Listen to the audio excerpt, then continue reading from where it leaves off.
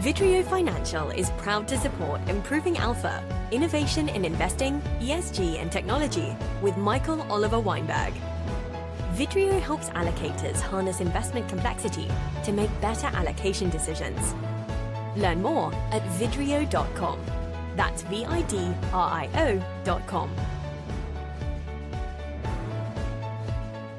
Hi, this is Michael Oliver Weinberg. We'd like to welcome everyone to the Improving Alpha, Innovation in Investing, ESG and Technology podcast series. Today, Gitanjali Swamy will join us. Her background, accomplishments, and current roles are immense, and we will let her touch on that shortly. So listeners have a high-level sense of our roadmap for today. This episode will be about innovation in ESG, where Gita has very valuable insight into the S, or social, particularly regarding diversity.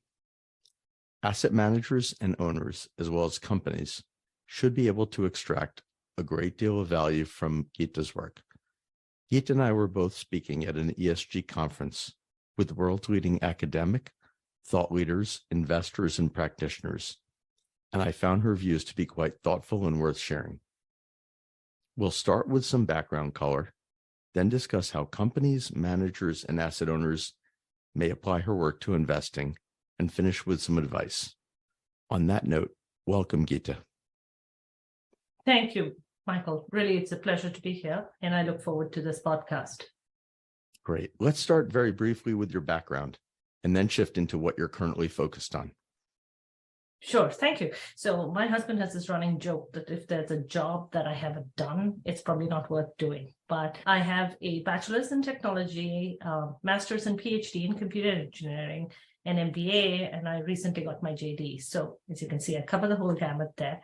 I actually started life in R&D and moved into management consulting at a firm called Booz Allen and Hamilton, and then ended up moving from Booz Allen into creating, because I was doing a lot of innovation consulting at Booz Allen, into creating new startups, helped found for 4 different companies, and then realized I really needed to get my MBA, went back, got my MBA, worked briefly at a venture capital firm called Matrix Partners, and then went to work for the Carlyle Group. And at some point during the crash of 2008, I came back because we had just sold our 4th company and I didn't need to necessarily work and the market was a mess, and started my 5th company, which did data and benchmarking for alternative assets. And as through this process, one of the things I really found fascinating is I realized that we had massive social issues which really we needed to solve at a public policy level. And while technology was a great enabler, there were fundamental challenges. And I found that as a woman entrepreneur looking for funding. And so that's when I started getting interested in DEI. I mean, I'd always been a woman in fields which had very few men.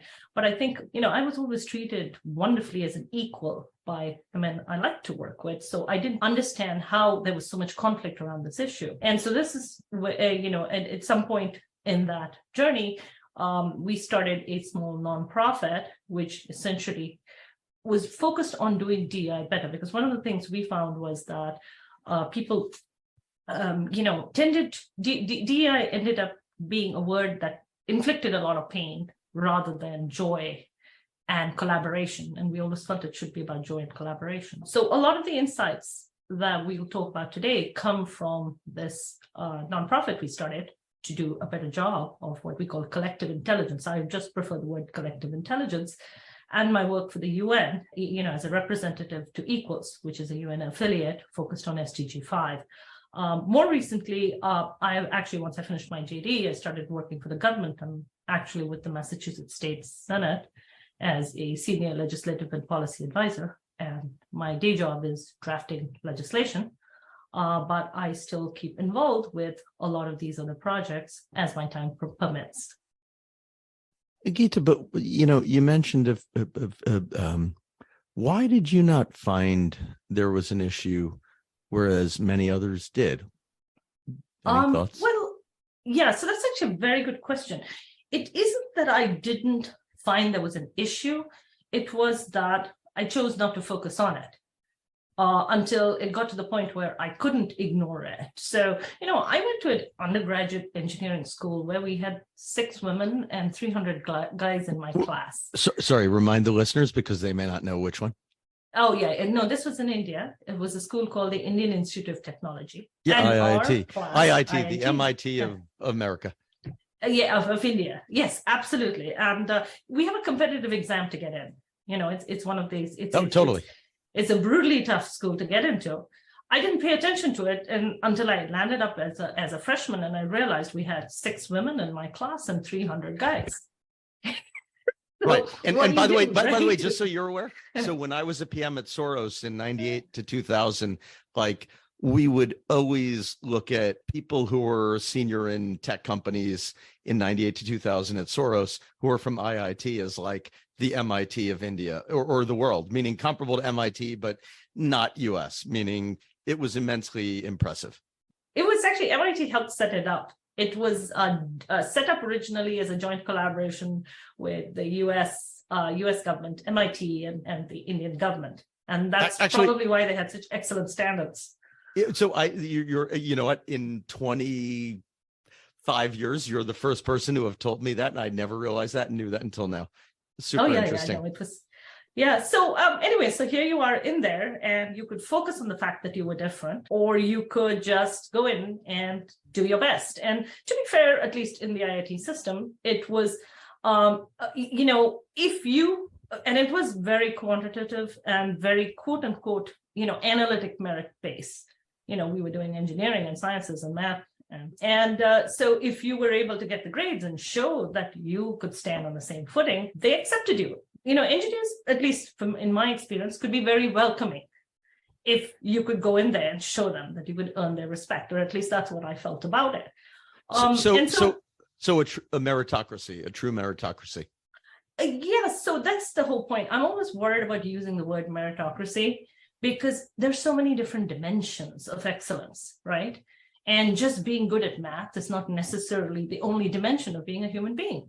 Sometimes it's much more about the EQ side rather than IQ side. Well, IITs were a culture where the IQ was important.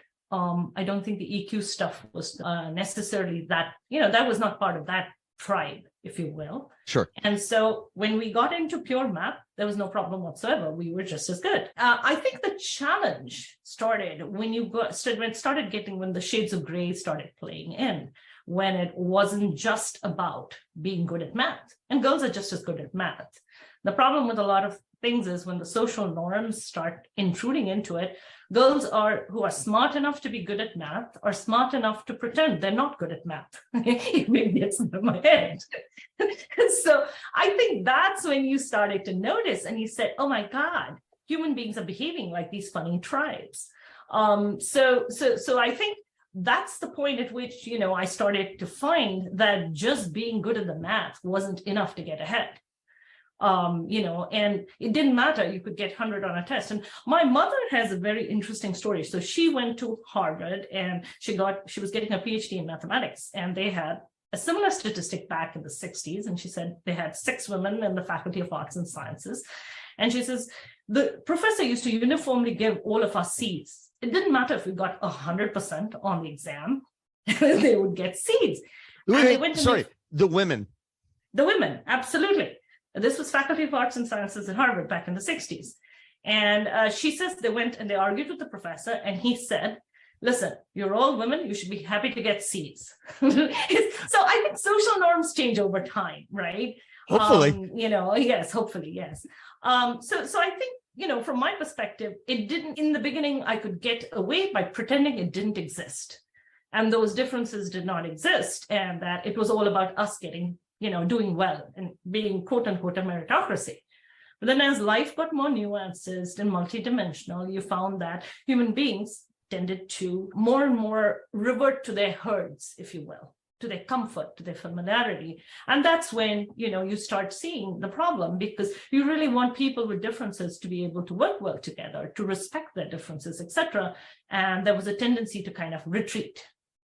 And by the way, that happens even when things become tense. I mean, you go into a company and, even at a company level, when you have a turnaround and you're doing restructuring, suddenly you'll find people will retreat into their little herds and self-isolate almost demographically, because there's so much anxiety and tension, and the primeval instinct to be a tribal unit is so high.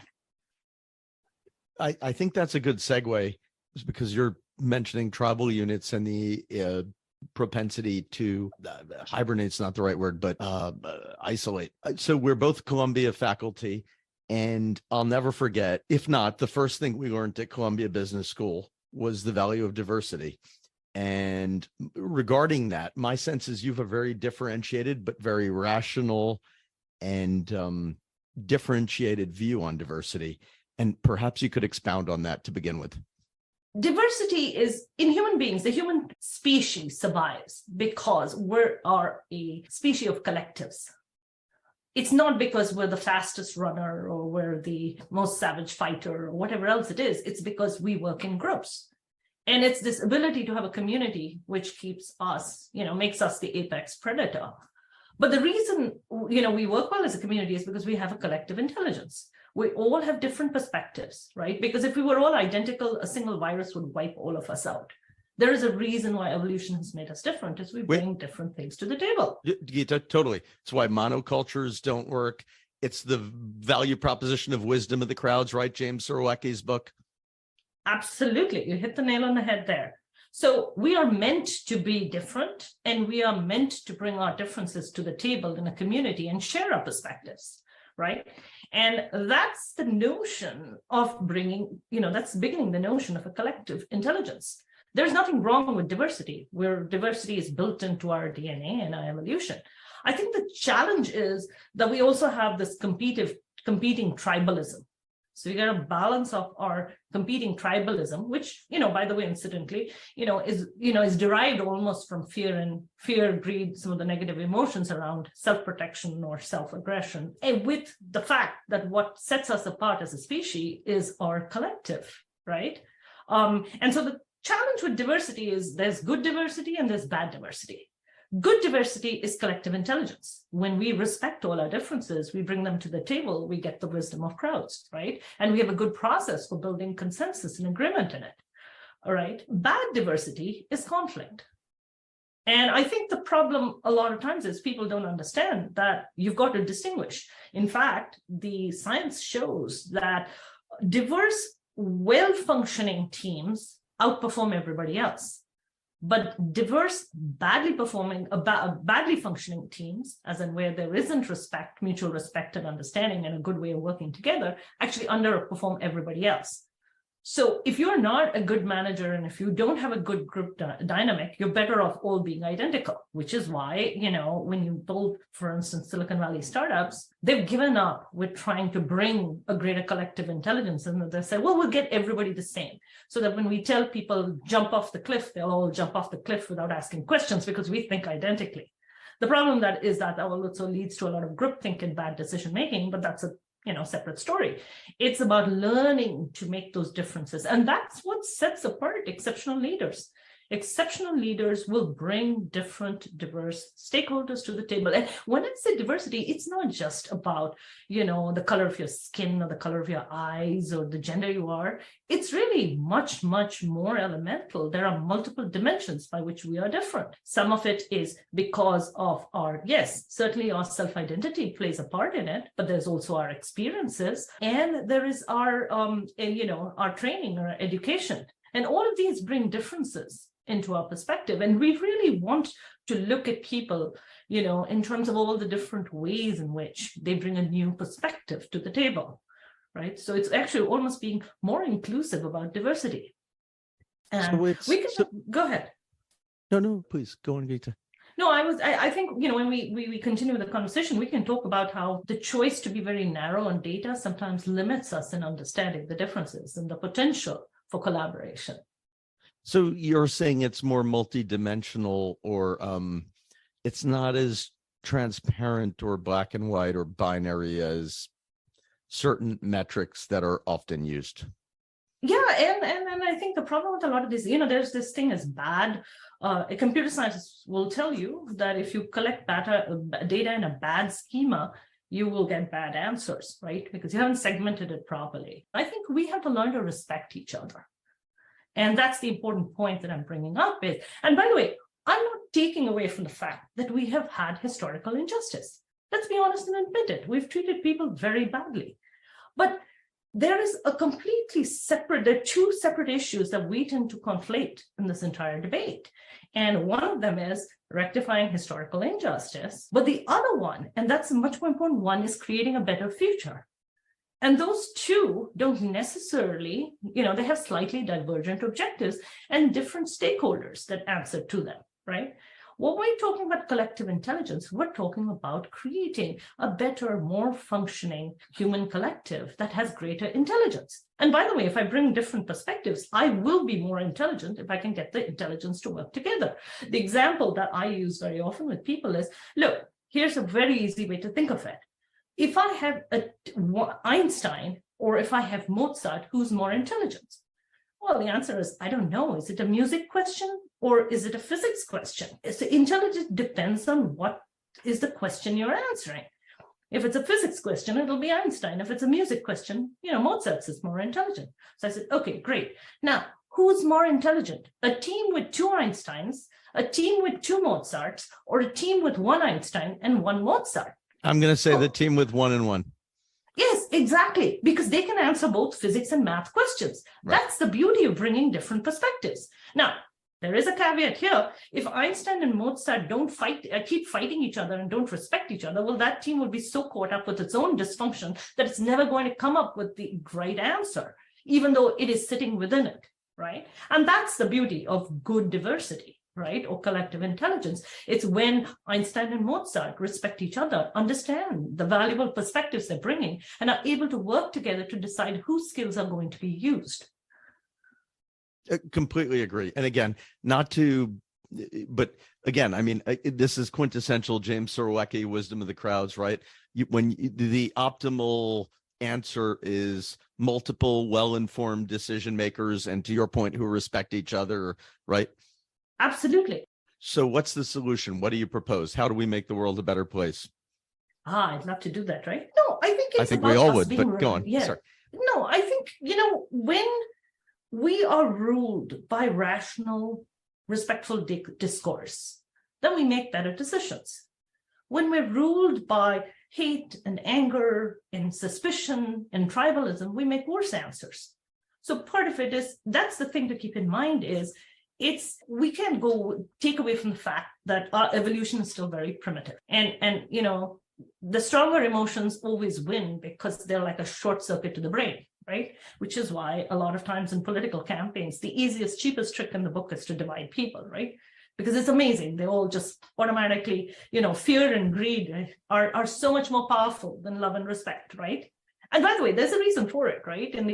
In primeval times, if you saw a saber-toothed tiger, you didn't want your brain sitting there and doing any analysis. You wanted it to go into emergency mode and react very strongly.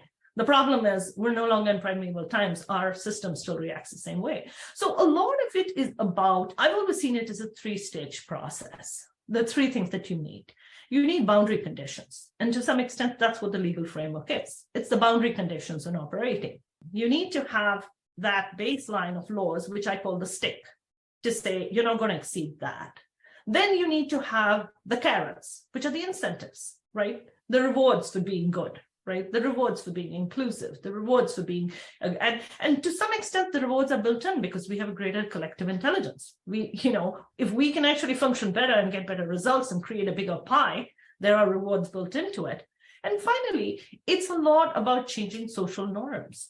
And that's the education process.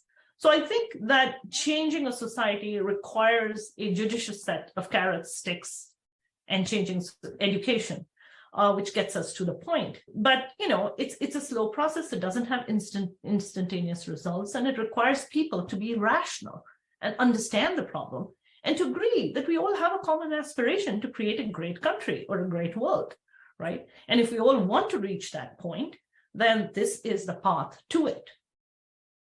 So I wish you were right, and we all had the aspiration to create a better, greater, better world. But I'm not sure that's true. But I don't. That's neither here nor there. I think that's a side point.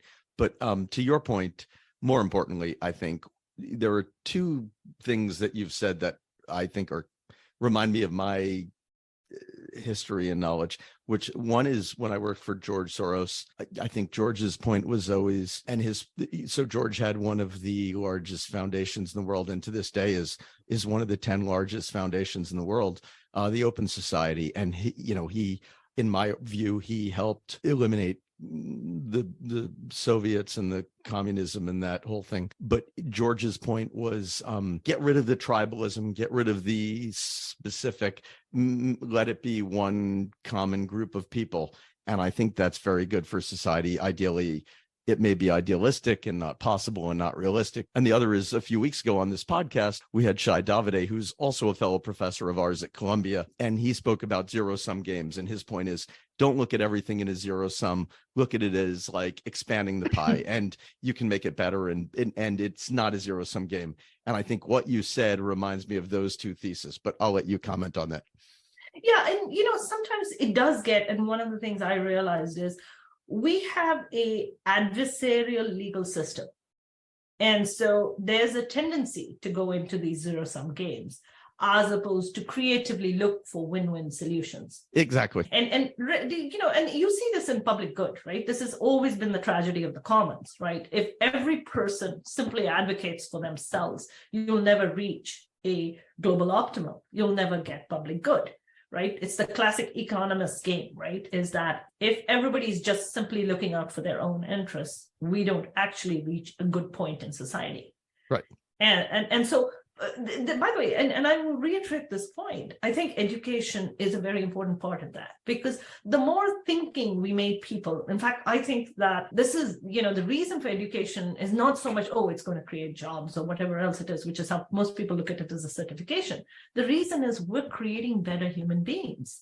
We're creating people who are thinking, who are rational, who ponder these nuances, who have self-reflection, etc. And so I think the more we educate people, the more we expose them to ideas, the more we make it easier for them to do, the right thing, as opposed to the easy, impulsive thing. The majority of people do want to make a better world. They do want to make everybody successful. They want to find a way to make all this work together.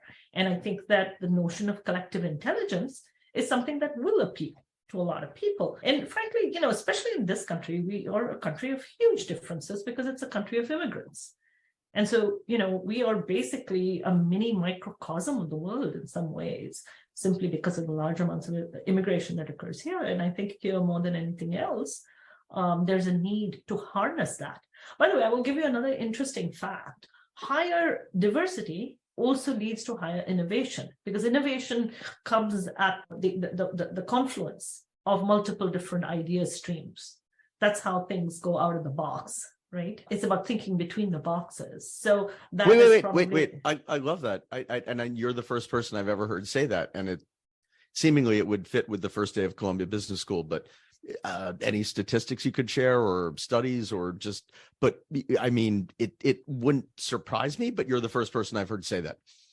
I know it's actually pretty well known at least in engineering R&D circles, that it's that greater diversity leads to greater innovation. Companies with so there's a report by BCG, which I will send you a copy of. Companies with Excellent. above average diversity on their leadership teams are 19% more innovative. This is from a BCG survey. They have a 53% increase in ROE as compared to companies that are less diverse. Absolutely. And that's and it doesn't surprise me, and that's great. But let's code it at the beginning. So, and how are we defining diversity? Well, it's bringing differences of perspectives. Now, those differences in perspectives could be because of differences in self-identity, but they could also be because of difference in education or difference in experiences. Your life experiences change you as well, right?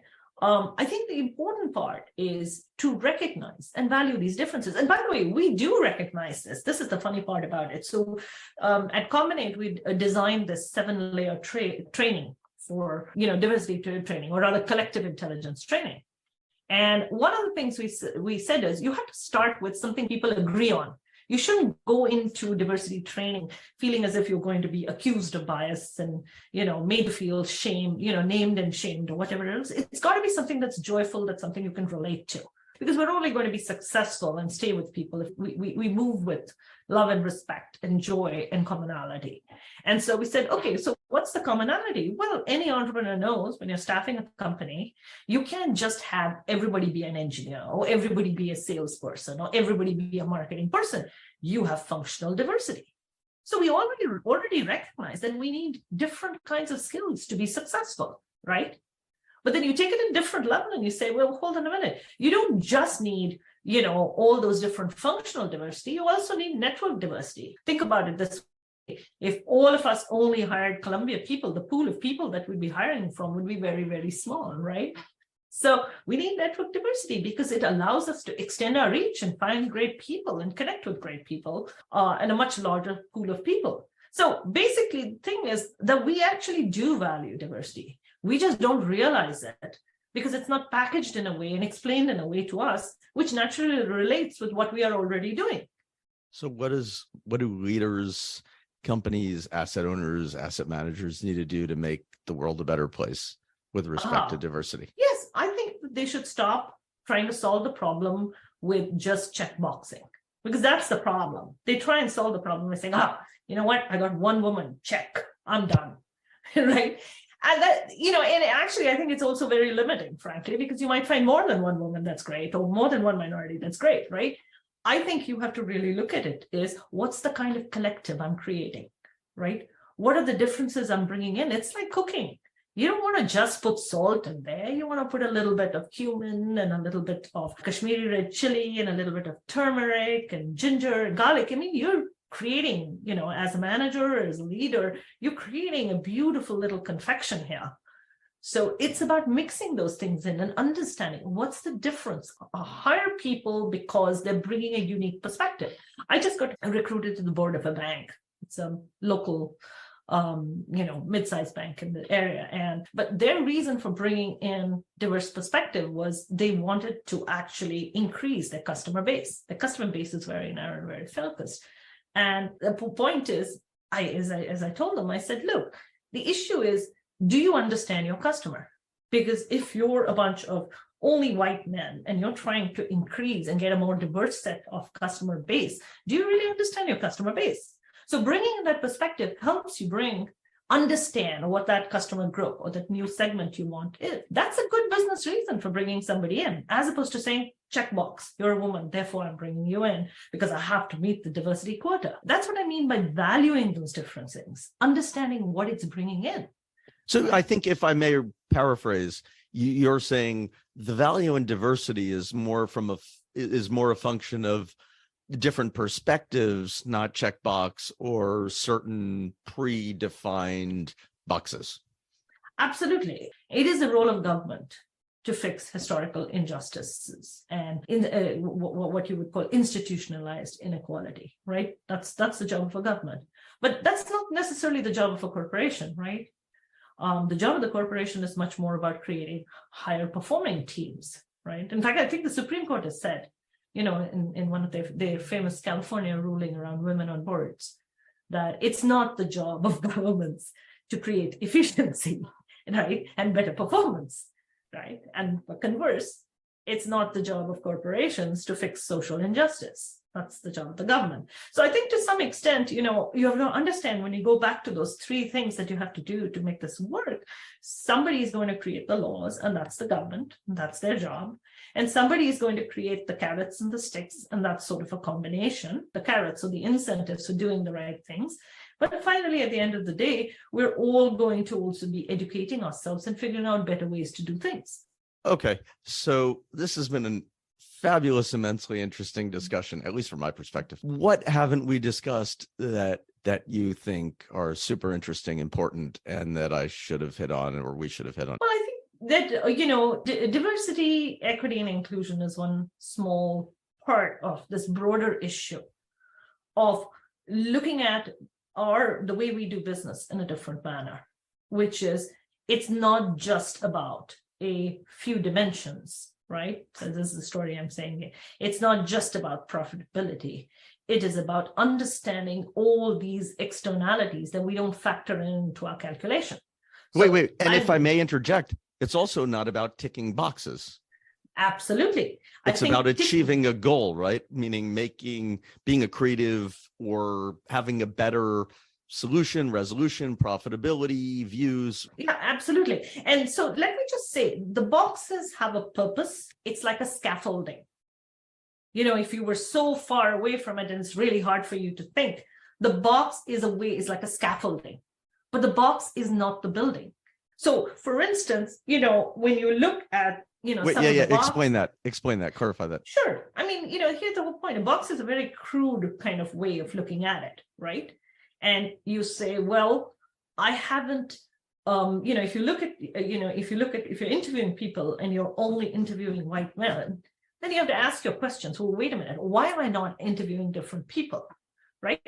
But I don't hire somebody for being a brown woman. I hire them because they're a great candidate. But if I'm consistently only looking at a certain kind of demographic, that means something that should prompt me to say, I got to do better. But it's not the answer. It's, as I said, it's scaffolding to your decision making. We all need tools, but the tool is not the answer. If the answer is judgment. And we confuse crude tools, which is what checkboxing is, with the final answer. And the final answer is making better judgment about being inclusive, about creating better and more diverse teams with greater collective intelligence. That's our objective. Yeah. And to dumb it down, I think our listeners are fairly intelligent. It reminds me of when you and I were on a panel a few weeks ago, right? And the joke was there were a few different Mikes or Michaels on the panel, right? But to your point, we're quite different and our backgrounds are quite different. So though if you were saying, oh, well, all three are Mikes, right? Or Michaels, there's no diversity. Actually, we have quite different perspectives, right? Absolutely. You must understand why you're bringing the next Michael in. Or why you're not bringing a Gita in, right? Whichever way it is, all those categorizations are just things that force you to ask the question in terms of, should I be looking broader? What am I missing? What is the perspective I haven't incorporated in here, right? And as I said, it's, they make this thing when you learn painting, you learn brushstrokes, right? You learn perspectives. It's all very mechanical when you first start learning painting. But then you have people that go off and paint beautiful paintings, right? Now, the thing is, you can't confuse the brushstrokes with the artistry. We're looking to learn the artistry. That's the beauty of collective intelligence. We want to create great, high-performing teams that are maximally effective. But the brushstrokes for us is learning that, okay, there is these checkboxes that help us understand, have we drawn this correct? Now, I'm sure there are people like Van Gogh who never needed to learn the brushstrokes or go to school or whatever else, but the majority of us have to start with some simple scaffolding thing. And that's all these checkboxes are. They're something that start the dialogue, but they're not the answer. Well, okay, first of all, even Van Gogh had to learn the brushstrokes, whether he had them implicitly or did them early or quickly. But on that note, I don't think we can do better than that. And as a huge opera arts theater lover, I think that's a great way to end this. So look, Gita, we'd like to thank you for your fabulous discussion and sharing your most valuable asset with us, your time. And we hope listeners have a better appreciation for how one of the world's more thoughtful ESG academics is thinking about this and how you all may benefit from it. And this is your host, hoping you'll join us again for our next episode, where I speak with another thought leader and who will provide insight into improving alpha via innovation. Until then, stay well. And thank you again, Gita. That was fabulous. Thank you. Thank you for listening to Improving Alpha, Innovation in Investing, ESG and Technology, sponsored by Vidrio Financial. With Vidrio Financial, asset managers, endowments and foundations, pensions, family offices, insurance plans and sovereign wealth funds can cut through the complexity of asset allocation to reduce costs, mitigate portfolio risk, optimize compliance controls, and improve performance analytics. Interested to learn more? Contact us today at vidrio.com. That's vidrio.com. The information covered and posted represents the views and opinions of the guest and does not necessarily represent the views or opinions of Vidrio Financial and/or our host, Michael Oliver Weinberg. The content has been made available for informational and educational purposes only. The content is not intended to be a substitute for professional investing advice. Always seek the advice of your financial advisor or other qualified financial service provider with any questions you may have regarding investment planning.